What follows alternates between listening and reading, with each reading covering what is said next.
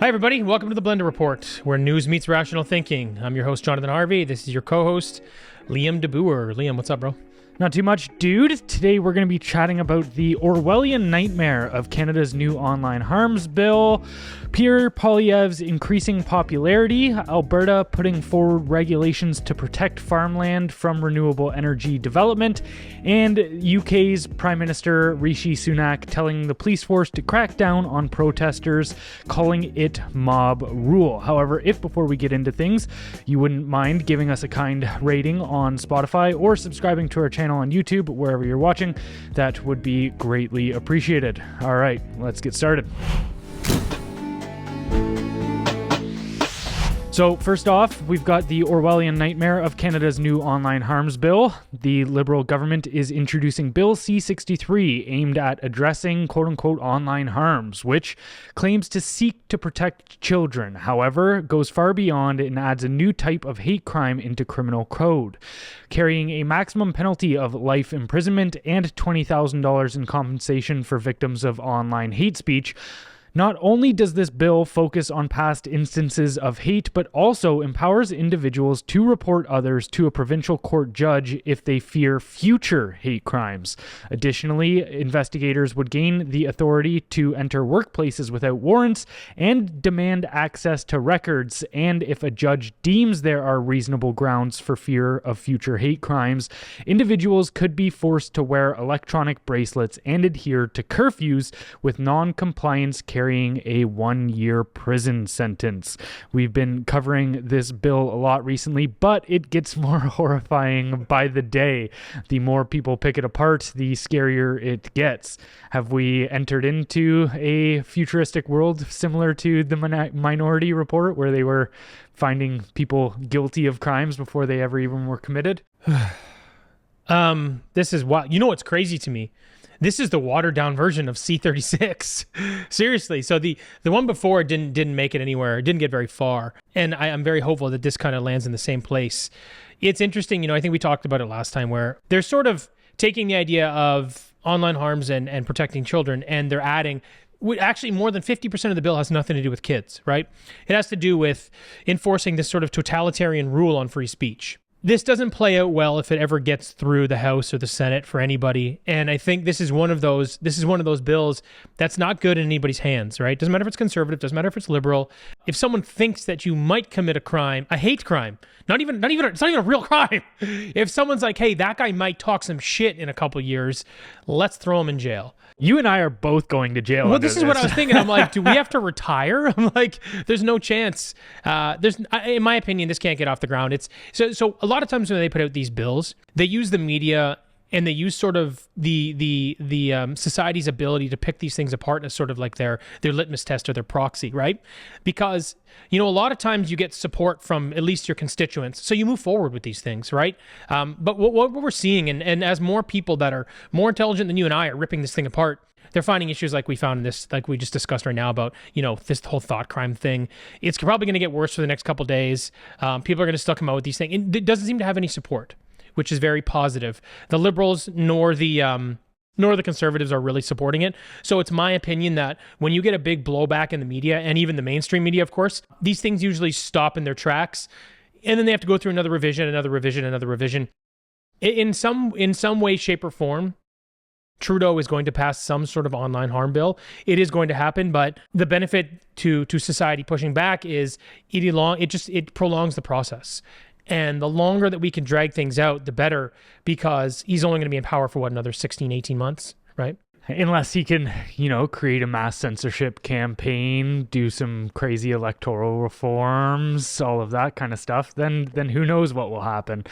But one of the weirder parts, or even concerning parts of this bill as well, is it proposes non-compliant companies up to 6% of revenues in fines if they don't go along with it, right? So I'm assuming that means that if the government gives them some sort of content to take down and they do not do so accordingly or quickly enough, that they could seize up to 6% of revenue. revenues. And to put this into perspective, Meta's revenue in 2023 was $134 billion, meaning if they do not walk lockstep with Trudeau's government and censorship, they could be on the hook for over $8 billion. That's a crazy fine. I just don't even know how we have a system in place that allows them to do something like that. Well, as soon as that becomes a thing, if that is legislated in Canada, do you think these companies are going to do business here? Long gone. Because the value of Canada is what? Exactly. Like we're such a small, we're a drop in a bucket in terms of population. They'd be out of this country so fast. Yeah. And maybe at the end of the day, that's what these guys want. Like maybe that serves to benefit Trudeau and his sort of cronies more than anything else. And so maybe that's, it's kind of like the Online News Act. It's a win-win for Trudeau. Yeah. Either people fall in line and self-censor and don't say the things he doesn't like, and social media companies toe his line and basically censor all content they don't approve of, because that's what this means, right? Or social media companies go, not worth the risk, we're gone. And then he goes, either way, I win. I either get money and you guys listen, or I don't get the money, but I have complete control over the narrative, which at the end of the day is all these people seem to really care about. So, have you ever heard Brett Weinstein talk about his concept of why zero is a special number? No. So the way he talks about it in terms of censorship and free speech is a lot of people thought that when it comes to censorship, you need or fighting back or building a narrative, you need a over 50% hold on it, right? So like if we were to effectively fight back against the government, we need to have control of 50%, or at least 50% of media sources would need to be independent, is how most people would think about it, so that they're not outweighed. But his concept is you don't even need that much. You just need one. Zero, if there is zero alternative sources, then they can enact some sort of totalitarianism. But if there is even just one company, let's say Twitter, that is not complying with government censorship, then that still leaves one alternative that citizens can go to in order to find alternative narratives. Right. So the government needs, if they want to enact total censorship, they need a zero, and that's why zero is an important number, is what Brett Weinstein is talking about, where, to your point, the way that it benefits them is, okay, if we can't control this alternative platform, social media, if we can't decide what content goes on there, well, it's all the same to us whether it's just not there at all. As long as we have complete control over the narrative building apparatus, i.e. media, then we don't need these alternatives. So either we control them or destroy them.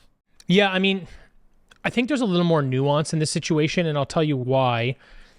Is because we are not this 1-0 thing. I get what you're saying. Like, you need one voice so that it doesn't completely close the door, right? But in Canada, we are not moving towards a sort of World War II Hitler sort of regime. We're not moving to that direction.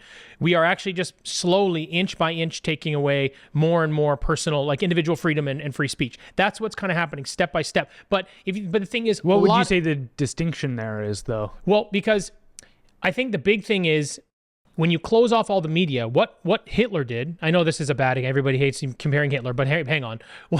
What Hitler did was he controlled the narrative, and then he got society to do some horrific things. So he convinced society to do, but what's happening in Canada is they're just slowly taking away individual freedoms and the freedom of speech so that they can sort of slowly continue to implement more power and control over society. But there's no big lever. They're not trying to enforce these rules so that society does something horrific. You know what I mean? Like, oh, and I don't think those two things are mutually exclusive. So, for instance, what happened in the end of the German regime didn't need to be the original goal of what they were aiming for. So, and I actually don't even think it was. When it comes to, say, the Germans, where their goal was to bring back economic prosperity to the German people, and their answer to that was, well, we have to, the Jews, there's a Jewish conspiracy that they are the ones keeping us down, they're keeping us oppressed, And so at first, those things start off as very simple as to just being like, okay, let's just identify those Jewish people. Let's just put a star on them so that, you can go and support good old German businesses. And then that doesn't fix the solution. So then you go, okay, you know what? Now, seeing as that didn't fix everything, we need to now do away with their ability to have businesses. So we need to revoke their business licenses. That still hasn't brought us economic prosperity yet. You know what? We need to actually kick these people out of the country. That hasn't brought us. So it's like a domino effect until they get there. It never had to be the original aims to do those terrible things. Sure. Whereas in our system, you could say, well, we just need these things to effectively combat climate change. And then you take away people's free speech. But then 2 years down the line, climate is still changing despite your policies. So you go, well, we need to take this next little step further. And then it goes down the rabbit hole or down the dominoes falling until you get to the point where you have to carry out something atrocities. horrific. See, again, this is where, back to what I was saying, they needed everybody to buy into it to do something horrific. So you need to get to zero, or you can't convince people to do something horrific. That's not exactly the path that Canada is going down.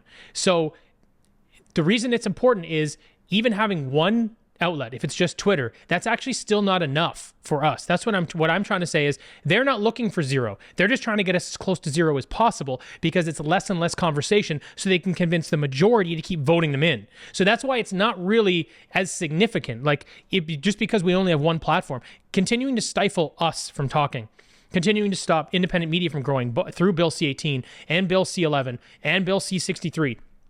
That's actually enough to accomplish their goal. That's as good as zero because they are not trying to get us to do something horrific at this point. That's not their goal. So by narrowing it down to one platform, well, now those are just conspiracy tinfoil hatters. That's it. So then Trudeau actually will win if he's able to get us down to just one platform. That's what I'm trying to say is I don't think it applies quite the same way.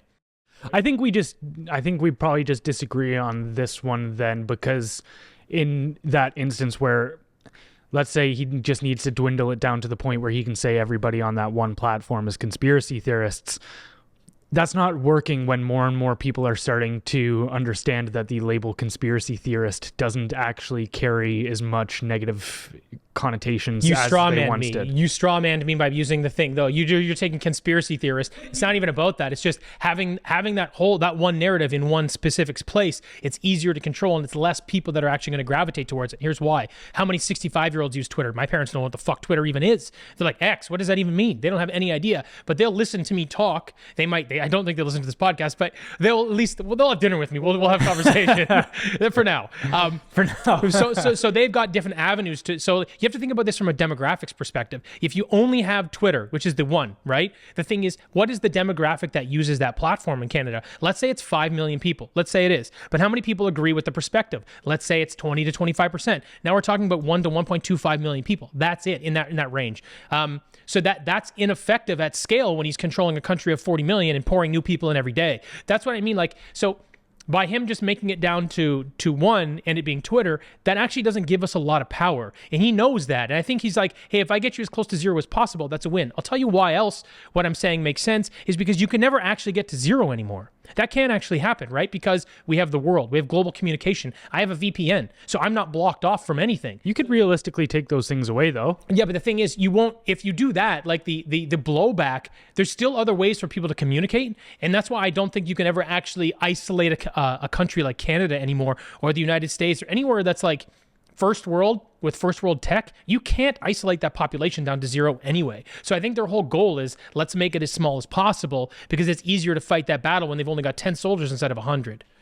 Yeah, I mean, don't get me wrong. I see the struggles, but I don't think that changes the goal of getting things down to nil, to complete control, because even Alexander Solzhenitsyn, the man who brought all of the information about the Soviet Union to the world, even he said a single man telling the truth could bring down an entire tyranny. So I do think the goal is to get to zero. Even if you look back at, say, specific instances like the Soviet Union, Stalin once said that as things became more oppressive, as they took away more and more freedoms, they actually needed to become stronger with their oppression. They couldn't ease up because and he's kind of right in his own weird twisted perspective, where the more that you tyrannize people, the ones that are escaping, because there will always be individuals who escape, they're getting better at evading. So the measures actually have to be more coercive, more tyrannical in order to punch down on the people that are actually better at evading these types of things. Sure, it's a cat and mouse game. It's I totally get that. Now, I think I think here's where maybe we can find the agreement is whether it's technically possible for them to get the narrative to zero in today's world is one question, and whether it's their aim is another question. So here's my thing. No, it's not possible. Yes, that's their aim. We agree that that's their aim, but it's just they can't get there. But I think they've sort of basically come to terms with the fact that they're going to get as close to zero as possible, which is what they do, and then they just use rhetoric to sort of push off the people that still have a voice. So I agree with you there too. I think we're on agreement is that they're aiming for zero alternative sources or alternative narratives. Whether they can get that is a completely different thing. I think under the right crazy I think it's a very small percentage of likelihood that they could get to that point, but I think it is possible under certain scenarios. Well, I don't want to say that it's impossible. Because like even you look at China and stuff, it's like you go to jail if you have a VPN. Yeah, I mean, I don't want to say that it's impossible. It's just that to get to that place, it's like it's that Jordan Peterson thing. You know, they encroach on your individual freedom as much as possible till you push back. Then they stop. Then they move forward again. Then they stop. And they're getting closer and closer to us, right? But that is the strategy. Because if you move, it's like technology. If you implement changes in technology too quickly, the market won't adapt and they won't use it. They'll go, whoa, no, I can't do that. Like if all of a sudden we didn't have phones and everything was just, everyone was wearing contact lenses and it was just, everyone would be like, no, it's too much. It's too much of a change. People wouldn't adopt. Same thing when it comes to individual freedoms. They convince people that it's for their own good. But it's kind of like back to that 50% number you were talking about earlier. If more than 50% of people think you're pushing it too far, you gotta dial it back. And I think that they understand that strategy. It's, small steps. I think that we're so far away from China that people like you and I, we'd be long gone. I think society as a whole would actually, I think the entire landscape would change. Who lives in this country, how it operates. I think we're talking generational to get to that point, like 20, 30 years. Unless, for sure. And don't get me wrong, a lot of the times when I'm talking about these things, I'm thinking in a decade's perspective. Well, the thing is, you have to have so the issue with that, because we don't have we don't actually have totalitarian rule. We do in a sense, but we don't, because we have elections and we have some form of democracy and we have opposing sides, right? In China, you don't. You've got one ruler who passes it down to the next guy who passes it. So they're kind of on the same page the whole time. Whereas us, we go back and forth, back and forth. So even if you're taking a linear path to get us to China, you're still 20, 30 years away. But because we're going left, right, it's going to at least double that, right? Because there's all these conflicting perspectives that are coming in and out of office. So again, I don't think that's where Canada lands, unless something, I can't imagine what would happen, but something horrific, obviously worse than a pandemic, would have to happen for us to get to that point, and I don't know what that looks like. Yeah, I think it's a small creep that these kind of things end up taking. There's a very good Orwell quote here, just to from 1984 to cap off this thought crime segment, which is, there was of course no way of knowing whether you were being watched at any given moment, how often or on what system the thought police plugged in on any individual wire was guesswork. It was even conceivable that they watched everybody all the time, but at any rate they could plug in your wire whenever they wanted to. You had to live from habit that became instinct, in the assumption that every sound you made was overheard, and except in darkness, every movement scrutinized. Thought crime was not something that could be concealed forever. You might successfully dodge it for a while, even for years, but sooner or later they were bound to get you. So my whole takeaway from that is, I think a lot of people right now, they're scared to speak out because of how their opinions might get things, or how their opinions might affect their personal lives. All I'd say is that the things which are deemed politically incorrect and are worthy of getting, or they're not really worthy, but will land you with getting public pushback, that is only going to increase in what gets you shit, and the ability for them to be able to encroach on your privacy will only also increase. So I look at it as one of those things where it's like, if you're not willing to stand up now, you wouldn't be later on in the future when they can penalize you easier, and also there's more to penalize you for. Yeah, I mean, so there's two things I'd say there to sort of cap off on my end. One is I actually noticed I noticed that I'm self-censoring because we're losing our Instagram page. I got a Facebook account canceled the other day. We're getting videos taken off of YouTube, TikTok, whatever. And we're noticing that we're trying to share information and we're getting censored. You know what I mean? That's just on social. I also notice it, I know it's crazy, but like I even notice it when I'm like texting or saying something like, you and I talk shit. I almost sometimes think like, oh, like you just, not that it doesn't actually change my behavior, but I'm now thinking about it. And I'm like, that's insane that they've crept that far into my head. I can only imagine what the regular person feels like. Not that I'm like special or spectacular, but I live in this space. That's what I mean by that. But the other thing I'll say too, just in reference to this bill and why it's so horrific, when you look at them trying to encroach on our individual freedoms, right? You think about it inch by inch, step by step. And I use the reference to building a castle, one brick at a time. This bill is a whole wing of the fucking castle. This is so substantial. This is not one step. This is a leap. And that's why this is such a big problem. And that's why, to your point, if people aren't willing to push back now, when will they? Because this type of legislation, it gives them so much power. And it's not just about it being implemented and them taking that one big leap. It's now every time they take a step after this by utilizing these tools and this weapon, every step is no longer an inch. Now it's 3 or 4 feet at a time because they've got more power through policy that they can enforce these autocratic rules. And that's why this is such a big problem. Totally agree. So hopefully this gets enough public pushback, and I'm sure we'll do everything in our power to make that happen. But what little power we have. All right, moving on. I feel so powerless these days. It sucks. Dude, there was recent surveys done on the amount of people that feel like they are losing control of their lives, and it is substantially growing. Even just the people that feel like, the world is happening to them rather than them happening to the world. Yeah, I felt like, what's funny? Like, I don't want to go too far off on a tangent, but like, I've been feeling that way personally. Like, I got absolutely ransacked through COVID in my businesses, but like, as I was sort of putting the pieces back together over the next few years, that's one feeling that I have a little trouble shaking, is I always used to feel like I was in charge and control of everything, always throwing the spear. But like quite often these days, I feel like I'm dodging it and someone else is throwing it at me, and I'm having trouble getting over that hump. Sometimes I think it's just psychological and, just trying to, figure out what to do next after, sort of the business world around me fell apart. But I think a lot of it is like, society used to be there to support you. And I think this was a long time ago. But now it feels like it's just there to attack you all the time. Like there's always something coming at you no matter what you do. And so, yeah, I mean, even for someone that's, sort of a self-starter, and I've been an independent business owner for 15 years, I still feel like since COVID hit, I'm dodging bullets, it's not a very comfortable feeling. Anyway. No, it's not at all. It's not a fun position to be in. I can definitely empathize on that end. But all right, heading on to the second story of the day here. Pierre Poilievre's increasing popularity. So according to a recent Ledger tracking poll, support for Poilievre is on the rise, with the Conservatives gaining 1 point to reach 41% in voting intentions. Liberal support remained stable at 25%, while the NDP experienced a 2-point drop to 18%. So do you think Pierre is genuinely a good choice, or just the lesser of two evils? You know what's interesting? Over time, I am actually feeling more and more like he's actually going to be a great leader.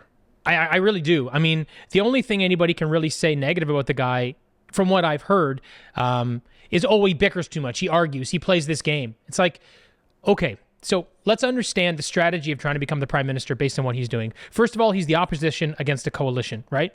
And that means there's not going to be an election for likely about 16 months. So when you understand elections, what you understand is primarily elections are won within 6 months, pretty much, right? That's how most of them work. Some would argue that it's even shorter, 12 weeks. So it's what you do in that time. So people are like, well, where's his policy? What's he doing with this? What's he doing with that? It's like, look, this is a long game strategy. And what we know about politics is it's a popularity game. He's doing a really good job of gaining popularity. So I'll give him that. He's doing a really good job of creating alternative media, like those little documentaries and stuff that he's doing, right? Especially when a lot of it's being stifled or censored based on Trudeau's new rules. So I'll give him credit there. And to the point of him sort of bickering, look, because it's a popularity contest, It's 16, 18 months away from the election, and we know the election based on policy is won in the last 6 months. What do you expect him to do for the next year? Well, his strategy is to become more popular. It is to put Trudeau down, because that's the game. See, here's the thing. That's the game of Monopoly that's happening right now. He can't rewrite the rules and go like, he can't be like Kennedy down in the States. That's not going to work here. He's also the guy here. Kennedy's the one trying to climb uphill. Anyway, so I like that he is, sort of competing in the landscape he was given, and he is making Trudeau look like a fool all the time. So I know that people look down on that like, oh, it's Trump politics. It's like, no, what else would you expect him to do at this point? Say nothing? Because what else would an opposition leader do that actually has no control because he's against a coalition? And people don't have an answer for that. Well, you should base things on policy. Are you going to remember his policy 16, 18 months from now? No, you're not. Plus, if you keep saying that over and over again, what kind of content is he creating? How is he making himself more popular? The answer is he's not. This is the best way for him to actually push forward and make up the most ground during this period before the next election. And as soon as that happens, as soon as he crosses over into that, hey, here's my policy, what I'll say is this. What we know so far about his policy is that he's going to repeal all the crazy shit that Trudeau has done. Everything that Trudeau has put into place, all the bills we're talking about on this podcast, they're all going to go away. He's going to allow us to build homes faster. He's going to do a lot of things that are going to correct or sort of right course for Canadians. So that in general, like, he's the only guy out there that's standing up and saying these things and is doing these things. Aaron O'Toole was the last guy that was a conservative. He was a complete wiener. He was basically a liberal that was pretending to be a conservative. And that's fine. Now, in terms of like how I feel about him as a leader, so that was sort of a little bit more about his strategy. As a leader, the guy's just kind of growing on me, to be honest with you. And I just feel like when you look at what you need from a leader of your country, I think a lot of times people don't really consider the framework because they've only got so much power and control, right? They can only do so much. He's a great orator. He thinks well on his feet. He seems very well-rounded. He seems to understand the problems that people are in society are actually having, the individual level, not from the high ground, not from his ivory tower. So those things mean a lot. I mean, he's also been in the party for quite some time, and he turned down the opportunity to be prime minister before because he didn't want the job. So when you think about things like that, I'm like, yeah, he seems to be the right guy. I actually believe that if we weren't so divided right now, like if the country was prosperous and he was just sort of next in line, I still think he's going to be one of the best prime ministers we've ever had. But I mean, I don't know. People might say it's biased. That's just how I feel. I think you touch on a good point there where he did turn down the conservative leadership before and actively didn't seek to be put into that position. And I think that even goes back to an old concept of Plato's, and I'm not a huge fan of Plato's philosophies, but he did say that the number one quality in a good leader is that they don't want to be one. And so I think that is a major aspect of what I am drawn to Pierre for. I think also on the, it's refreshing to have a politician who actually understands economics. And I'm not pretending to be an expert in it, but I've read enough of economics books. It's actually probably one of my biggest reading intrigues to try to understand, because it is such a fundamental aspect of how society operates. And we've got somebody like Trudeau who sits there and says, excuse me, if I don't think about monetary policy, or the budget will balance itself and all of this kind of stuff. And then it's refreshing to have somebody on the opposite end understand how government spending, printing money, and taxes affect everybody on a individual level. And then too, I've heard him talk about economists like Milton Friedman, and I think just hearing how he talks about some of the other aspects, I've never heard him bring up these names, but I think he's talked about, or I think some of his ideas come from a little bit more of those radical free market economists like Friedrich Hayek and the whole Austrian Institute for Economics. They were very big on just like no central planning. Like government should not have involvement in the market at all. It just, every time they do, things get astronomically worse. So I'm a big fan of him on those aspects. I think where I would push back on him a little bit though is he does seem very hawkish when it comes to foreign policy. So both when it comes to Ukraine and Israel, he takes pretty hard stances on both of them, saying, we'll back Ukraine and we'll back Israel. And I would like to see a Canadian leader that is a little bit more, Canada has no interest in being part of the world police. What is going on in the Middle East and Eastern Europe should be between those countries. If we can help on a diplomatic efforts and to help bridge some gaps between these nations, we would be more than willing and helpful to do so. But then when it comes to him talking about how, the Canadian government will continue to support Ukraine and all of this kind of stuff, when we know that Ukraine's only option in this war is to have us fund them, not us particularly, but the West, to have us fund them.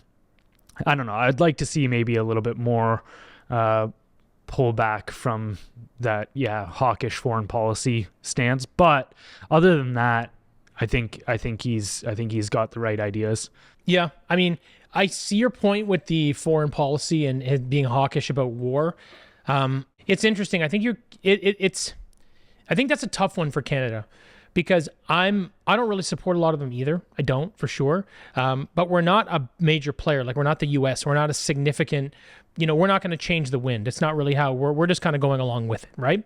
And I wonder about having to contribute to sort of NATO and having to contribute to the West and supporting these wars from a political perspective, to sort of not so much to support the country at war, but to support the countries that you are a part of in terms of your coalitions in the West, in a sense, right? Like your NATOs and stuff like that. I'm sorry, this is a bit of a broken thought. I apologize. It's not complete. I'm just kind of wondering, because I agree with you, but I was just thinking to myself, like, what's his alternative solution? Because how do you not continue to contribute in some sense? Like, I don't agree with the military spending. I don't agree with all of it. I don't. But I'm just taking this from a diplomatic, political perspective. I'm not taking my own feelings into consideration.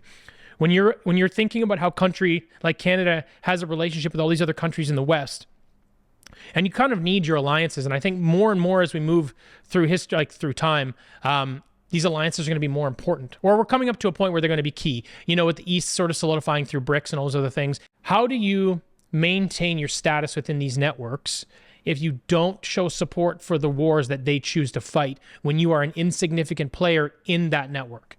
Yeah, no, it is true. And it's a tough position to play.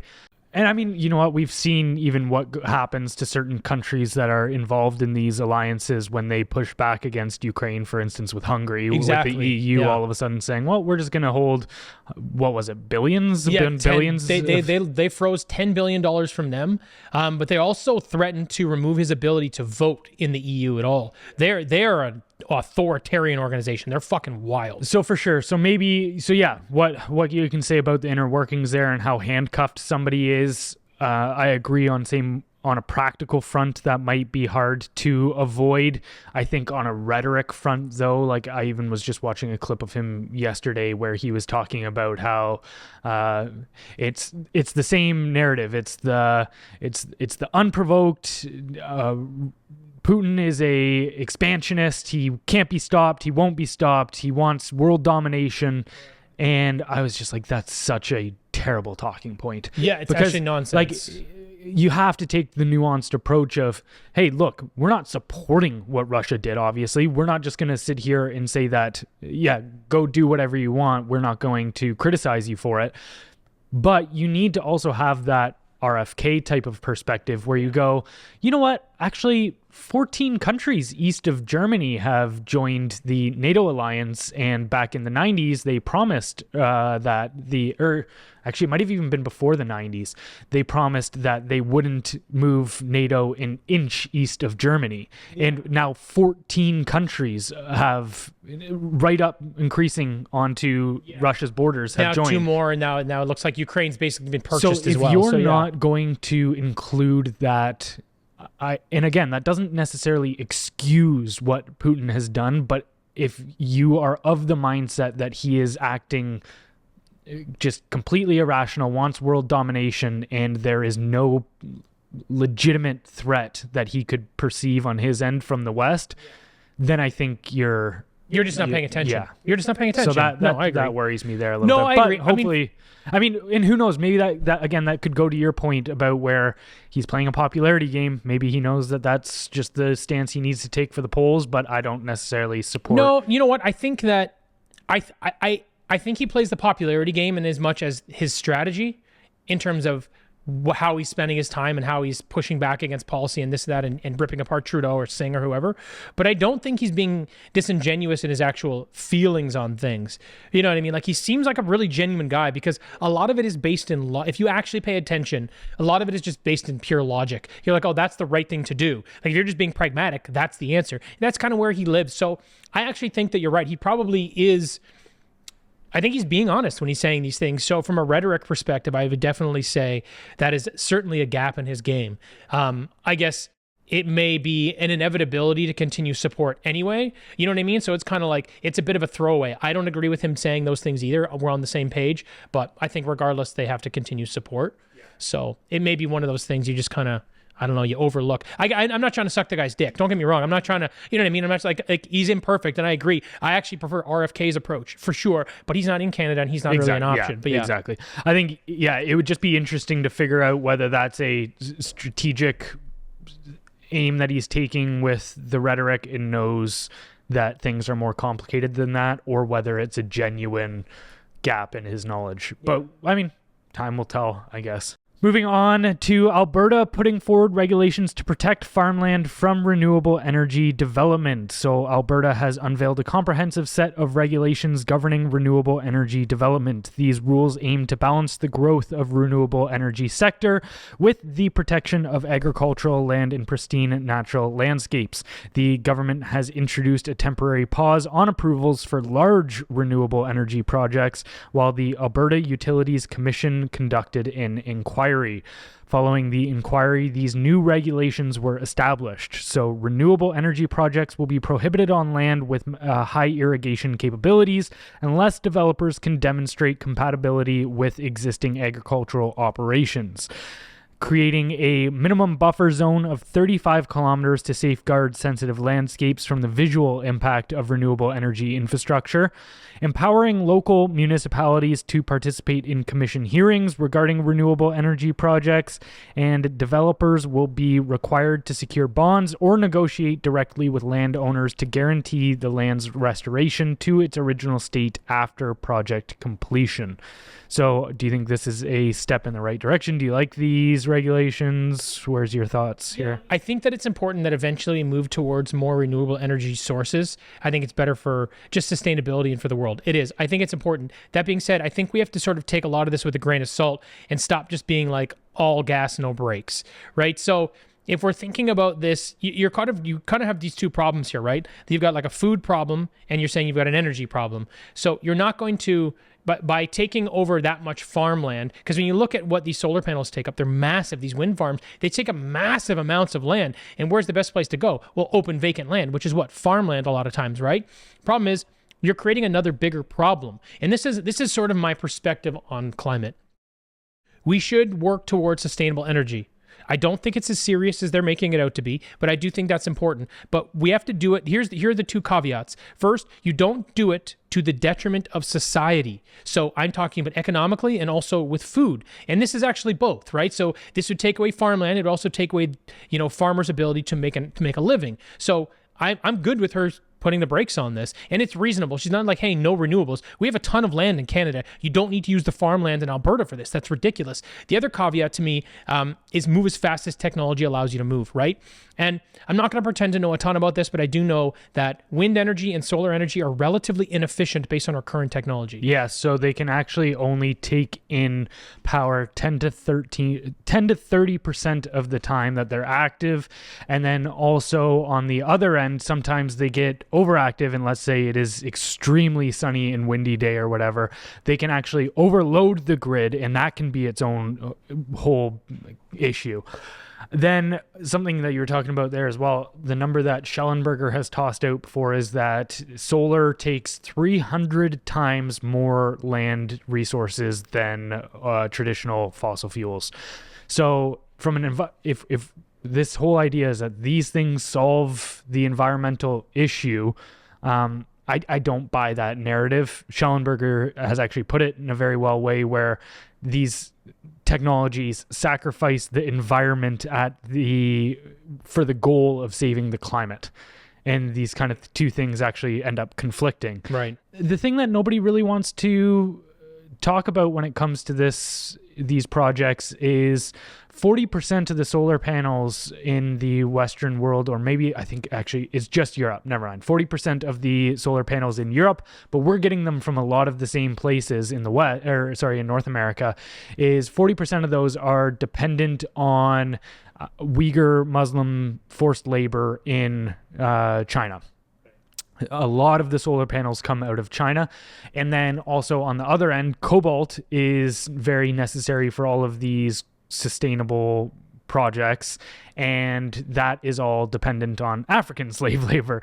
So I think when people talk about these things, and it's funny to me that the people who have the most amount of fervor to push forward with the Green New Deal are also the ones that would sit here and say that capitalism is an exploitive system and we need to adopt socialism, or like these kind of ideas overlap a lot.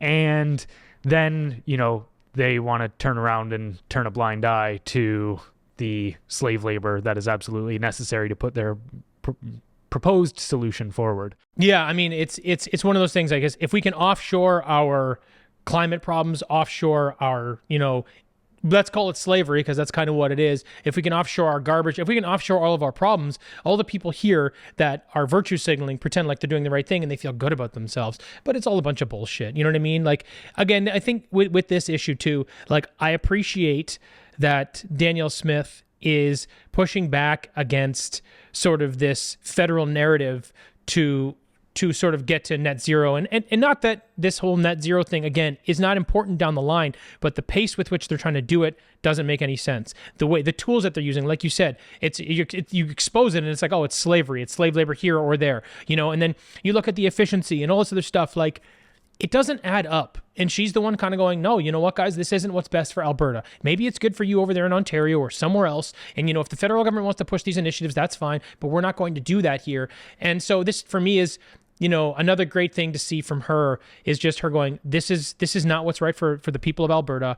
And it's important that we push back, because if everyone just falls in line, then what's going to happen is provinces are going to lose less. They're going to continue to lose power. And you and I both know when you centralize power at the top, it never translates well at scale, right? So this is an interesting thing where, she's pushing back against the climate agenda, but she may also be, creating a landscape where more premiers will then also push back against maybe their own issues, whatever those might be. So perhaps it's, another example of her sort of leading the charge and saying, hey, we need to maintain the power we have at the provincial level because it's important to be able to run these provinces the way that we know is best for that society, right? So, I mean, give her a bit of a pat on the back for that as well. For sure. And even I'm a bit conflicted here as well, because so on one hand, I think that if these technologies work, if they are a good path forward, if they can provide clean and reliable energy and also cost effectively, then you don't need government regulation and intervention because people will actually adopt them themselves. If it's a worthwhile product, it sells. But on the other aspect, I also don't like over government regulations. So for this kind of thing, I look at it and go, well, if a farmer did want to convert all of their cropland into solar farms, like I personally have no issue with that if that's their prerogative, if that's their decision, if they choose to do that. So I don't necessarily like this move on that front, but at the same time, I totally do agree with her that the federal government can't be shoving this net zero transition down everyone's throat. Yeah, I mean, you make a good point. I didn't really think about it from that perspective of, well, what if the farmer's like, hey, I just want to put solar panels here. I mean, I get that. I guess that is definitely a downfall to the piece of legislation. However, I'm not really sure what those loopholes look like. Well, it does say the government introduced a temporary pause on approvals for large renewable energy projects. So what they consider large, I think, would be the defining factor there. Did they end that moratorium? Because I know that was a 7-month moratorium on any new projects. Okay, I'm not sure. So I think they just ended that right now with this piece of policy. I think that's what they did. So yeah, I'm not really too sure. But at the end of the day, like, I think you run into this funny situation where if you're a farmer that wants to use it for energy versus for farming, just make the land, untenable to farming and then use it for, you know what I mean? Because then you could just go, well, I can't farm here. It's concrete. You know what I mean? So, I mean, not that that's, you know what I'm saying? I feel like there may still be some loopholes there for farmers, but it seems to me, my perspective or my take or the amount of knowledge that I have on this is pretty much every farmer wants this. They don't want any of this stuff happening in those places because it's taking away from their livelihood and it's actually not going to benefit them long term. And it's not really a financially feasible model from what I get. Right. But anyway, that's. Yeah, no. And actually one thing is before moving on here is it can sound a little crazy to be like, oh, they're blocking these projects because of it might infringe on the beauty of these pristine natural landscapes. And I go look at what China's doing with their solar farms, and you're like, yeah, this is just genuinely ugly. And you can't be pro environment and then also be down with massive solar farms. If you want to place them in the middle of a desert, maybe that's one thing. But when you look at what's going on in China, in complete mountainscapes are covered with solar panels, and just all forestry is gone in those areas now. You're just like, yeah, that's not ideal. You can't do that in the name of saving the environment. Yeah, it's kind of funny actually to sort of wrap that up. I do find it interesting that the environmental zealots are getting to a point that it's kind of the snake eating its own tail a little bit, right? They're starting to do things that are harming the environment. It's weird. It's the same with kind of a lot of that woke stuff. It's a bit of it's eating its own tail. But yeah, it is interesting to see that. Like, for me, it's tough because I just kind of wonder why so many people are so stupid. Yeah. Like, how do you go out there and promote and champion these things and not realize that you're just hurting your own cause? It seems so foolish. Yeah, and the hypocrisy of even being like, let's say just a little bit off of shore. It's like, oh, we want to set up a new oil rig offshore. And it's like, no, we can't do that because think about the environment. But then it's like, let's set up hundreds of wind turbines on just off of the shore, and people are like, woo! Yeah, and you're like kind of like, yeah, I don't know if this is it seems like you're turning a blind eye just for ideological reasons. That's exactly how I feel. But anyway. All right, last story of the day here. UK Prime Minister Rishi Sunak telling police to force or to crack down on protesters, calling it mob rule. So Rishi Sunak has expressed concerns about a perceived shift towards mob rule, replacing democratic governance, and has called for stronger police responses to protect politicians and democratic processes. Sunak urged police chiefs to address intimidation, disruption, and subversion urgently, emphasizing the need to safeguard democratic values. Police are advised to consider protests outside MPs' homes as intimidation and trigger an immediate response, a move criticized by some who argue that existing powers are sufficient. I think it's hilarious how Rishi Sunak is saying, this is a shift towards mob rule, which is undemocratic. And you go, no. Democracy is in and of itself mob rule. It's the majority wins. Yes. The bigger mob wins. But it's funny. Democracy. Like I said, my tiny thought there, like cracking down on legitimate protests to safeguard democratic values is a rather perplexing narrative. It doesn't make any sense. What he's saying is, I want my mob to rule. Your mob can't rule. I'm in charge here, and this is how we're going to save democracy. Bro, I don't understand what's going on. And like, just so people, I'm not sure if people are aware, but this is a right-wing government. So right-wing and left-wing, these guys are all doing terrible things in the West right now. It doesn't really seem to matter who's in power. I don't really know how this plays out. I mean, the thing that I notice in Europe more so, maybe not UK, definitely like, France, Italy, stuff like that. These people love to protest. They love it over there. They do not care. They're like, no protesting, double down, let's go. But it's interesting. Like, I actually don't think it's going to stop a lot of it. I think he's trying to implement this, crackdown, but I think it's actually going to further aggravate them. Maybe that's his plan so that he can really level up. I don't know. But what I'm seeing, like, this is primarily due to the Israel-Palestine conflict. These people are not giving up. They're going to continue to protest until this gets resolved. So I don't know, like, what's your perspective? I actually just think this is going to put fuel on the fire. I think it's an unwinnable scenario for both the UK people and the UK government. I've said this even here as well before, is like, I'm a free speech absolutist, so I don't want to take away anybody's abilities to protest at all. But then on the other aspect of it, I do kind of conflict with myself a little bit and go, yeah, okay, radicals in our countries are protesting to support a terrorist nation, essentially. Even like, I guess they don't have sovereignty. They're not recognized as a nation, but it's a group of people headed by terrorists, and they want, and you can't ignore at this point that a lot of the people that are protesting, especially most aggressively, are just outright Hamas supporters at this point. They, like, those people, like, there's the people that just generally don't like the war, and they're kind of protesting the war on a more general scale. But then they're the loudest people in those groups that are very pro Hamas. Yeah, I mean, at the end of the day, for people, this is the way I see it. If people are still protesting after 4 months of this war, approximately 4 months of this, maybe more, maybe 5, if you're still fighting this fight, obviously you have a horse in the race, because those people that were doing it before, maybe idealistically or to be a part of the virtue signaling or whatever, part of the cause, they moved on with their lives. So I understand that people that are still protesting, a lot of them have a horse in the race. I get that.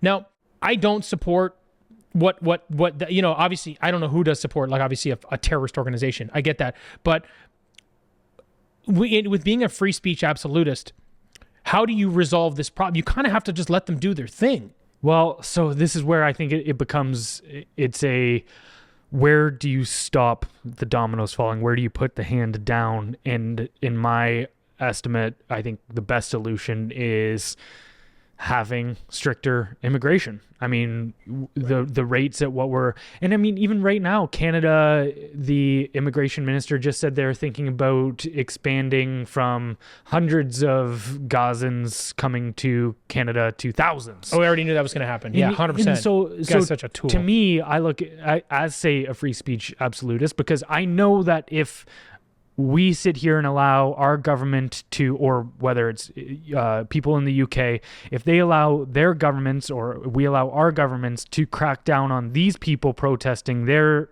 things, and that just gives them those powers and tools when we're protesting what we want next time around.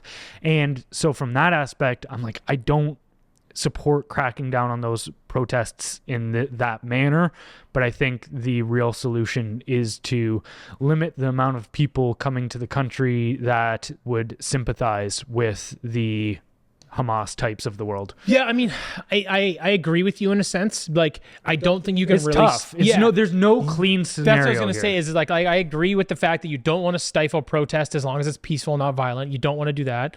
I think it's important. It's how the people really voice their concerns. That's really all we've got right now. That was why what Trudeau did was so egregious, right?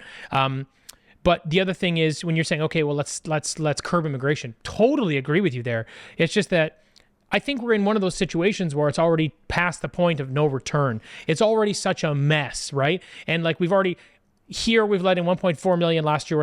We're apparently going to beat that number again this year. I know UK's having an issue with it. Pretty much the entire West of this open border strategy. It's out of control, right? Like, we pride ourselves on being the most multicultural country in the world. That's never going to change now. So it's like, I agree with you, but I'm not even sure that curbs anything at all. You know what I mean? But at the end of the day, again, like, I'm not sure stopping people from protesting or letting them have these opinions is necessarily the right answer either. It's kind of like, it's not really my job to tell people how to live or how to think. Like, we sit here and we share our perspectives, but at the end of the day, people should do whatever the hell they want to do, And I think as long as you're not hurting someone else, and you're not stealing someone's shit, you should be able to do whatever you want. So I'm of the mind, like, you pretty much have to let this stuff ride. You know what I mean? Yeah, and I think it has to come down to I think realistically, if the societal feelings towards this shift. So for instance, it'll take people in their own neighborhoods and stuff not looking kindly upon the people protesting. And I don't think there's a lot of people that do. Like, I mean, even out front of, Mount Sinai Hospital recently, I think it was actually just like around the block from where I live, there was a pro-Palestine protest where they were going into the hospital, like essentially. That's wild. Or sorry, I don't know whether they went into the hospital, but they climbed the hospital and they were definitely on the top of the hospital, and then also were disturbing patients through windows and stuff. I totally disagree with all that shit. Like, you can't. It's the same. Like, at that point, you are infringing on property. So I think there is. But you need to stop that shit. I agree with that. Maybe that's where the people are criticizing, saying their existing powers are sufficient. Is like, you don't need to crack down on free speech in order to deal with that issue. No, and I think that's what we're seeing from Sunak, and I think that's what you're seeing a lot of times in the West. You know what? You see it around the world. There's no real like. There's no governing body anywhere in the world that deals with this shit properly. We just look at the West as this more like open and democratic society, but they're doing the same things they do in the East. They're doing the same things they do in authoritarian countries, where they're just basically like, hey, look, we're going to utilize your protests to implement more power and more rule so that we can control you. That's just kind of what this comes down to. That's what this guy's doing. It's like any time, what we've come to learn is that anytime there is a crisis, the government uses it to our conversation earlier, to take several steps closer to taking away more of your individual freedoms. That's how I see this. That's all this is to me. I think he's sitting there thinking, great, it's an opportunity for me to get more power. You know what I mean? I don't think whether it's right or left or China or Canada, I don't think any of these governments are really entirely different in how they approach these crisis situations. You know what I mean? So it's just, unfortunately, another one of those situations where people in the UK are just going to lose more freedom. When these types of policies and these societal issues start getting out of control, this is where people will start wanting a right-wing authoritarian.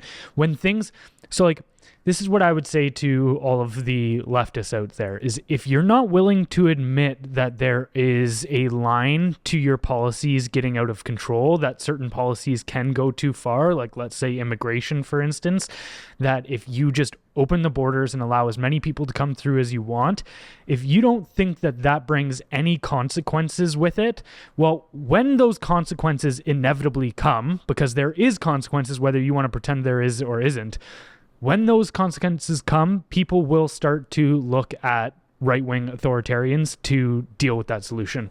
They will look at, that's when, and I'm not advocating for this, but let's say things got very bad and out of control. That's when all of a sudden people start going, yep, cool, fuck it, I'm cool with mass deportations, rip everybody from their homes, send them back. And you go, that's when that emotion starts to rise. And it's really interesting when you look throughout history and realize that all of these right-wing dictators that popped up, whether it be the Hitlers or whether it be the Mussolinis, they were all viewed as an alternative to the far left, the communists. They were the alternative to the left authoritarians. So the further the left goes, the further the right will go. And I think that is my fear with these kind of things. Yeah, I mean, you actually make a really, really great point, is people want their party to be in power because they think it means the world. And in today's world, it actually means a lot more than it should, because everything's politicized. But the good value in what you said is, if your party becomes more extreme and is not balanced for everyone in society, you will lose power and it will go the complete opposite direction, which is a good point. I mean, it's one of those things that I don't think people realize until it's already gotten away from them. And I believe that we're in that exact situation because you're seeing it all over Europe. All the governments are changing over to sort of right from left, you know what I mean, at scale anyway, obviously not UK, but and you're going to see the same thing here in Canada, and you're going to see the same thing in the United States. And it's interesting, if people just had a more balanced perspective and were willing to compromise and weren't so sort of divided and hard-nosed, well, first of all, the world would get along a little better, but they would maintain political power longer. That would actually, people wouldn't have an issue, whether it's right or left. You're kind of like, oh, well, you know what, it'll work either way. They'll change some small policies and everything's okay. But instead, it's life or death. And whenever you have that, you're going to have these people, like you said, come in where it gets to a point that we can no longer sustain it. It just becomes unbearable, untenable, that we're like, just vote in whoever will change this policy, and then they lose everything they fought for. And then it just becomes this back and forth of this wild divide. I don't know, man, when I say that shit out loud, it kind of gives me concern about where the West is right now and how the West is viewing politics and how divided society is and how we sort of get back to a place of balance, like I mentioned, where, people they're not overreaching from the left or the right. So we have a little more, common ground in society, but I don't know. We'll see if we get there. Yeah, hopefully. All right. Well, anything else you wanted to add today? No, that's everything. Thanks for listening. Don't forget to head over to our website to sign up for our newsletter at blendrnews.com. That's BLENDR news.com. And we'll see you on the next one. Bye, everybody.